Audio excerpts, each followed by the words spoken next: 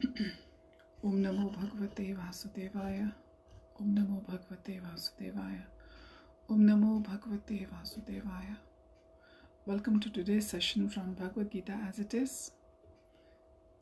We are at the moment discussing chapter 9, the most confidential knowledge, and we have covered up to verse 10 so far. Mukam karoti vachalam pangum langayate kinam kripatamam vande Shri Gurum Deendayanam Paramatmatam Shri Chaitanyeshwaram Hare. So we begin from verse 11. Avajananti mama mudha manushim tanumashritam param bhavam jananto mama bhuta maheshwaram. Fools deride me when I descend in the human form. They do not know my transcendental nature as the Supreme Lord of all that be. Verse 12. Moghasha mogha karmano mogha jnana vichetasah rakshasi masurim chaiva prakritim mohinim shritaha. Those who are thus bewildered are attached by demonic and atheistic views. In that deluded condition, their hopes for liberation, their fruitive activities, and their culture of knowledge are all defeated. Verse 13. Mahatmanastu mam partha daivim prakriti mashritaha bhajante ananya manaso gyatva bhutadim vyayam. O son of Pritha, those who are not deluded, the great souls, are under the protection of the divine nature. They are fully engaged in devotional service because they know me as the Supreme Personality of Godhead, original and inexhaustible. Verse 14. Satatam kirtayanto mam yatantascha dridhavritaha namasyantascha mam bhaktya nityayukta upasate. Always chanting my glories, endeavoring with great determination, bowing down before me, these great souls perpetually worship me with devotion. Verse 15. Jnana yagyena chapayante yajanto mam upasate ekatven prithakven bahudha vishvato mukham. Others who engage in sacrifice by the cultivation of knowledge worship the Supreme Lord as the one without a second, as diverse in many and in the universal form. So, as we keep reminding ourselves that chapter 7 onwards to chapter 12, it's all about Krishna. Krishna is making us more aware, giving us more knowledge about himself, and he's reminding us of our relationship with him, which we have forgotten, even though we are part and parcel of Krishna. In verse 11, Krishna is saying that when I descend in the human form, the ones who are ignorant, they deride him, they don't acknowledge him, they don't accept him. They do not know the transcendental nature as the Supreme Lord of all that be. So in this chapter, Krishna has made clear to us in the verses so far up to verse 11 that he is the Supreme Personality of Godhead, even though he is appearing as a human. But still, we should remember he is not a common man. He is the one who conducts the creation, maintains the creation, and eventually annihilates it. The cosmic creation is created, and then it is annihilated also by Krishna, and it rests in him until it's time again for it to be manifested again. And we cannot put a finger on any one human being we know in this world, or who has been already, who is capable of doing that. So Brahma Samhita also confirms that he is Ishwaraha Paramaha Krishna. He is the Supreme Lord.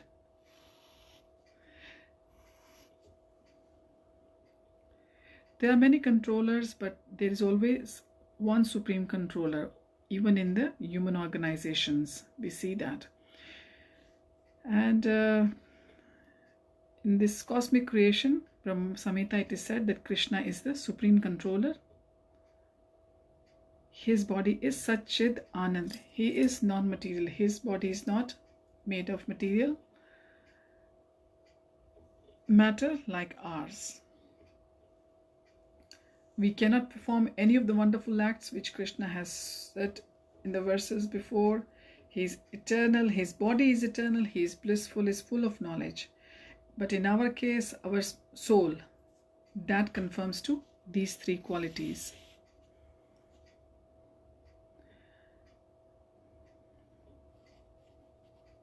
Because our soul is part and parcel of Krishna. His body is called Manushim because when he descends as a human form, Bhagwan acts like a woman. I'm very sorry. It acts like a man, acts like a human. Now he acts just like the friend of Arjun, and he is like a politician. Prabhupada is telling us in the battle of Kurukshetra.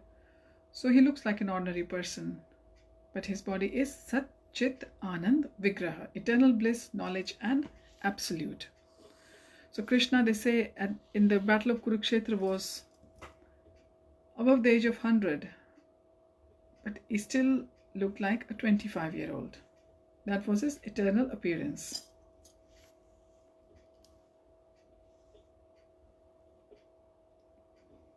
Which is confirmed in many Upanishads as well. In Gopal Tapani Upanishad, it says that you are Govinda, the pleasure of the and the senses of the cows, Satchid Anand Vigraham, and your form is transcendental, full of knowledge, bliss and eternality. And despite all these explanations, still many scholars, they don't accept it. So therefore such a scholar will be called a mudha, or a foolish person who considers Bhagwan to be an ordinary human being.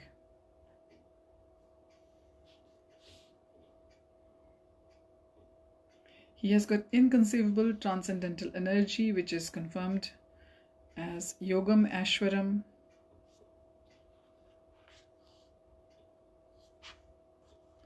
And Krishna explains us earlier as well that Mama Maya Duratayaya. He claims that the material energy, although very powerful, is under his control.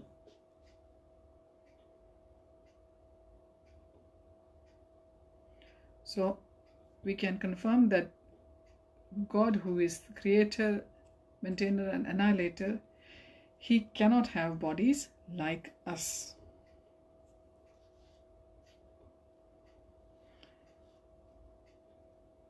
So when we are engaging in Krishna consciousness, devotional service of the Lord, then we are slowly going towards pure devotional service, and therefore we know that Krishna is Supreme Personality of Godhead. Only knowing that makes us surrender to the God. That is one thing which will help anyone to surrender to God. When you know that He is the Supreme, He is the ultimate in the whole creation, and so there'll be no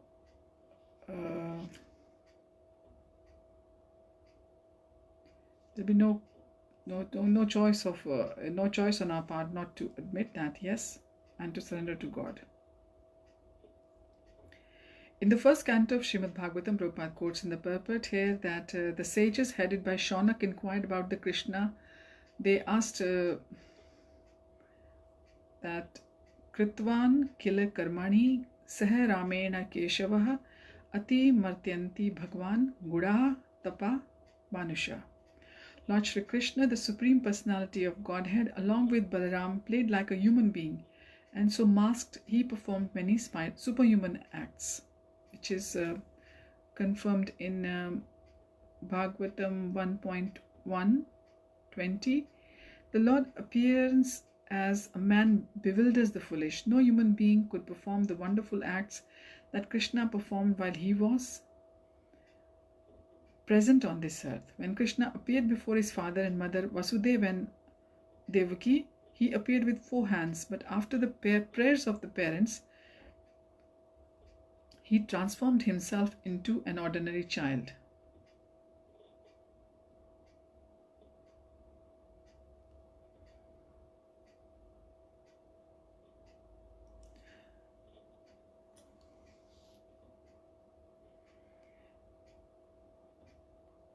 In 10th canto, 3rd chapter, verse 46 also, it says, Babhuva prakritihi shishu. He became just like an ordinary child, an ordinary human being.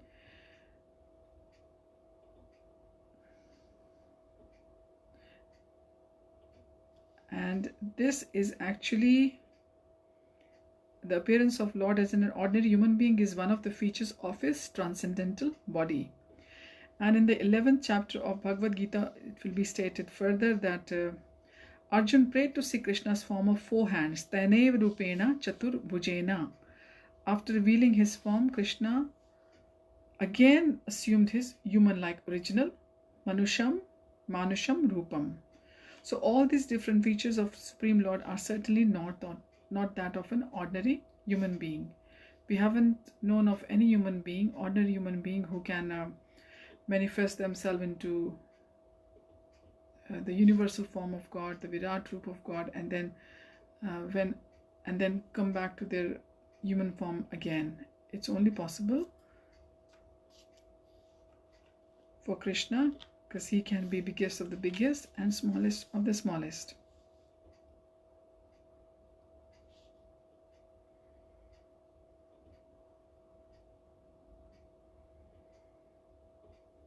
The Supreme is present in every living entity as Paramatma, as Super Soul within our hearts.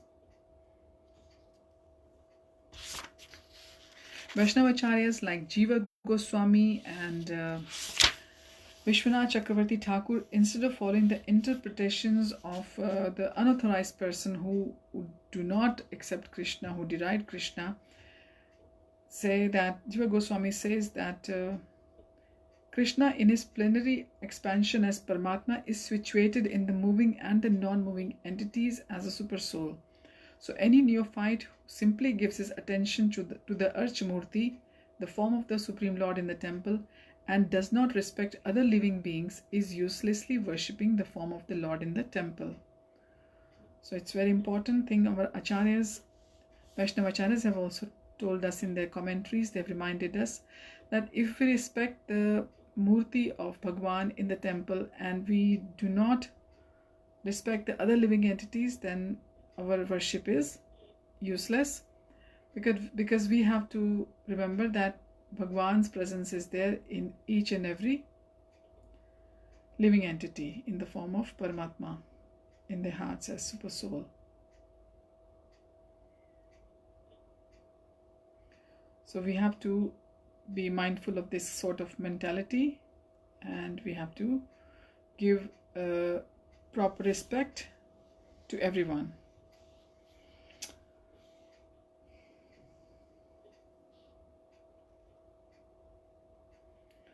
So Brahma Samhita reminds us that Bhagwan is all-pervading, is everywhere, but his personal abode where he stays permanently is the Golok Vrindavan in the spiritual sky, and he's always staying there. His different manifestations of energy and by his plenary expansion, his other forms, he is present everywhere in all parts of the material and spiritual creation.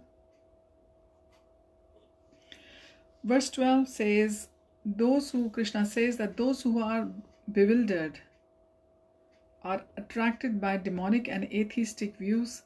In that deluded condition, their hopes for liberation, their fruitive activities, and the culture of knowledge are all defeated. So many, they say that, okay, we are Krishna conscious, we are mindful of the presence of Krishna everywhere, and they do some devotional service as well, but within their hearts they do not accept Bhagwan as the Supreme Personality of Godhead, as the absolute truth. They think that we will perform the devotional service and the result will be going back to Godhead, going back to the Golok Vrindavan in the spiritual sky, but they do not accept the Lord as a supreme. So they are termed as demonic or atheistic.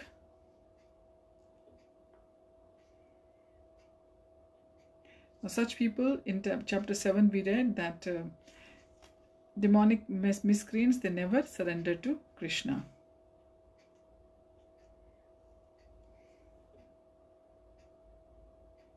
Because they think that once they will be liberated from this world, there will be no difference between their material body and Bhagwan's body. So they are they're deluded. They're not clear in their knowledge.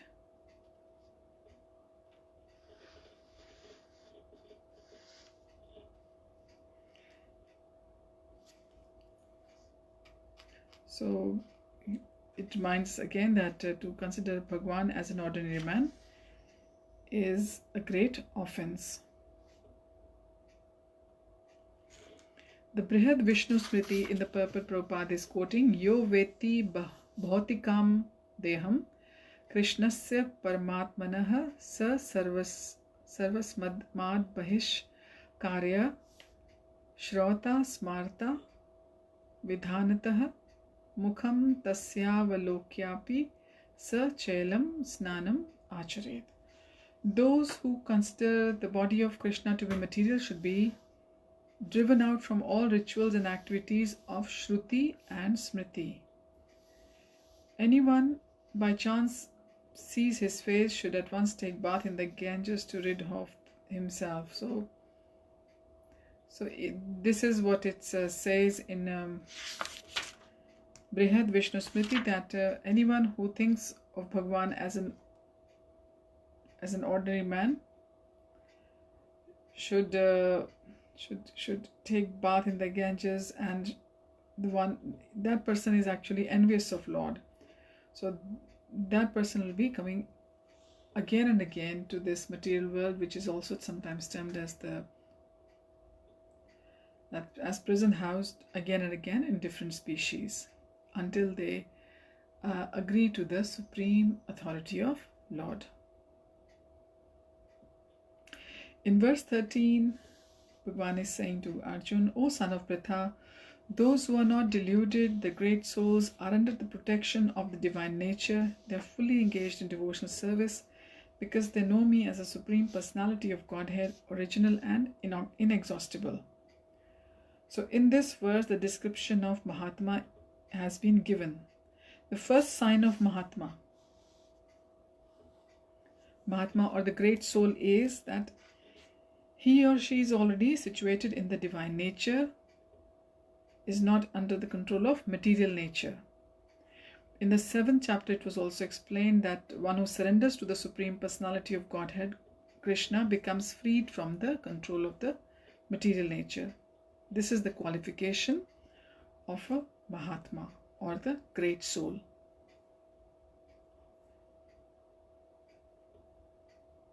So soon as we surrender to Lord, to the Supreme Personality of Godhead, soon as we get free from the control of the material nature. So this is the primary requirement or preliminary formula, as Prabhupada says in the purport. So once one is freed from the material marginal potency of God, the material energy, they are straight away put under the control of the spiritual nature of Lord. Now the guidance of that spiritual nature is Devi Prakriti, or the divine nature.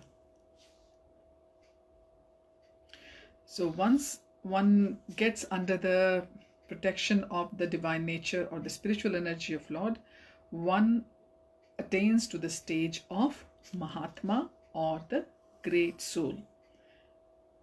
Now Mahatma's definition is further cleared by Prabhupada in the purport that the Mahatma does not divert their attention to anything else. They know perfectly that Lord is the original Supreme Person. He is the cause of all causes, and they enjoy the association of other Mahatmas or the pure devotees. So who is all the pure devotees are also, we can see they are all Mahatmas.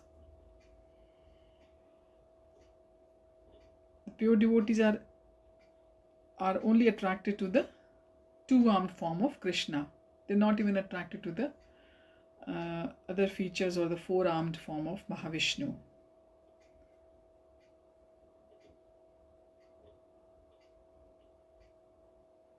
Just to remind you, Mahavishnu is that form which actually brings about the creation of all the universes. So the pure devotees or the Mahatmas, they're always fully engaged in they're meditating on the two-armed form of the Krishna in Krishna consciousness, and they're engaged in the service of the Lord. Verse 14 tells us that, so verse 13 told us about the ones who take shelter of the Lord, and verse 14 tells us about that devotion is internal, the service is external. It's a very important point.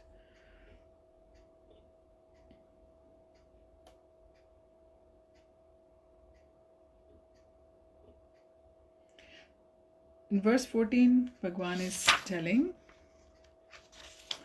that always chanting his glories and working hard with great determination, paying obeisances to God, these great Mahatmas or great souls, they always worship Lord with devotion. So Mahatma is not just created somewhere mechanically. Mahatma is the one who is engaged in singing the glories of Lord and in praising the Lord, his eternal form, his qualities, transcendental qualities, and his pastimes, which are exclusive to Lord. You don't find those pastimes with anyone else. They're all exclusive to Lord. And so the Mahatma or the great soul is attached to the Supreme Personality of Godhead.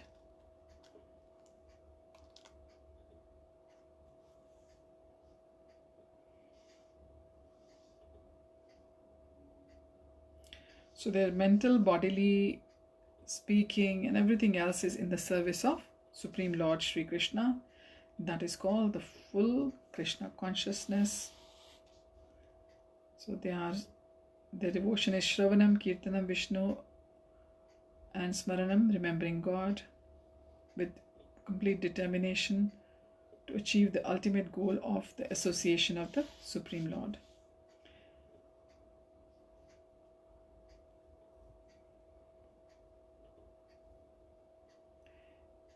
They fast on the Ekadashis and on the appearance of the day of the Lord, Janmashtami as well, and they are following the rules and regulations given by the previous great acharyas, or the people who, the persons who have worshipped Krishna starting from disciplic succession, starting from Krishna himself.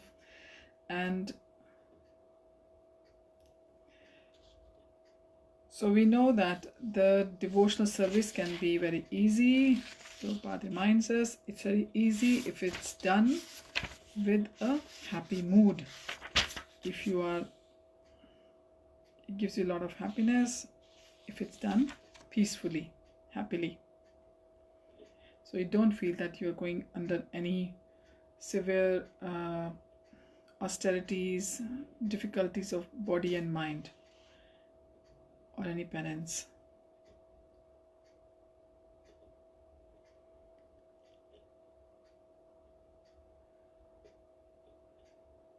So such persons, they become Mahatma slowly, who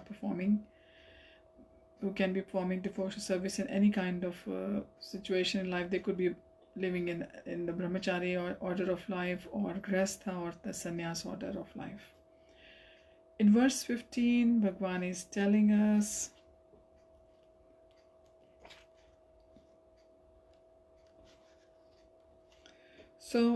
sorry, just to say something else on verse 14.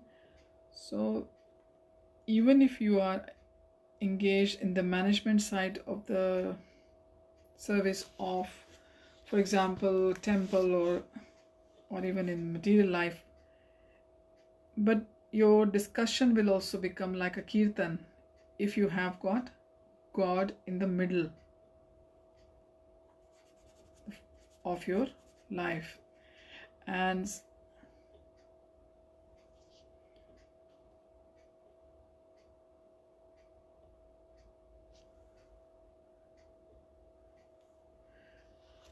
but still we have to do the kirtan as well, the singing of the holy names of the Lord. Doesn't mean that we should just think that, okay, we are thinking, remembering Krishna, so that we don't have to. But one is personal chanting, doing the japa, and when we do the chanting together, that becomes kirtan. That is also very uplifting. It gives a lot of charging to our souls. It helps us energize ourselves. In verse 15, Bhagwan says, others who engage in sacrifice by the cultivation of knowledge worship the Supreme Lord as the one, without a second, as diverse in many and in the universal form. So Prabhupada reminds us that verse 15 is the summary of the previous verses. Bhagwan is telling Arjun that who are completely devoted in Krishna consciousness and they do not anything else other than Krishna are called Mahatmas, and the ones who are worshipping Krishna but they haven't surrendered completely, they are not Mahatma. So like it was described earlier in earlier verses, that the ones who are distressed, who are in some kind of problem, the ones who have some kind of financial problem, or who have got some inquisitive nature, inquiring nature, and the ones who are engaged in the cultivation of knowledge, these four types of people, they start worshipping Krishna in some way. So four types of people, we'll see, they are starting the worship of Krishna. So something has to be not going completely right in our lives, that brings us closer to Bhagwan. Otherwise, when everything is going right in a person's life, you will definitely not see that person engaged in the remembering or the devotion service of Bhagwan.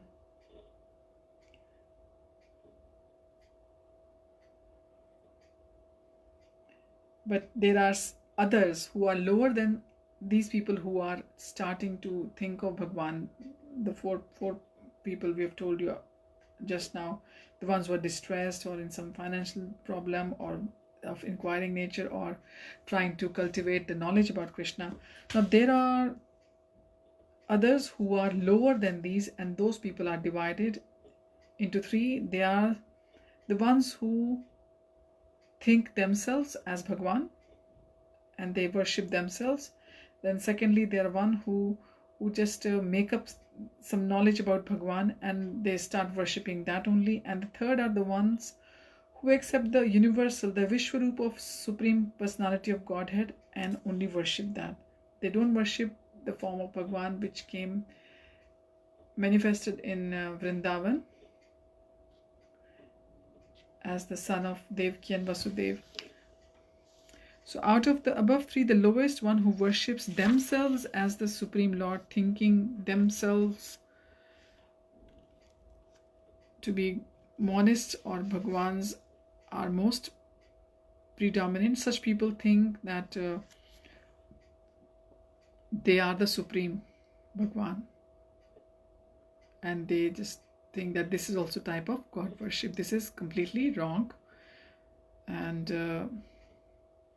The second class includes the worshippers of the demigods who by imagination consider any form to be form of the Supreme Lord. And the second type of people are who will consider any Devi Devta to be equal to Lord himself. And the third class, it's told by Prabhupada in the purport that they include the ones who cannot conceive of anything beyond the manifestation of material universe. And those people, the third type of people are the ones, whatever they cannot see beyond in this universe, they don't agree to that. So they consider this universe where we're living is the supreme entity, and they just their worship is only up to that. The universe is also a form of Lord. It is not the form of the Lord. This is also a part of Lord. So we'll continue from verse 16 next time. Thank you for joining. Hari Om Tat Sat. Hare Krishna. Wish you all a great week ahead. Please keep offering your lamps to Damodar. Hare Krishna.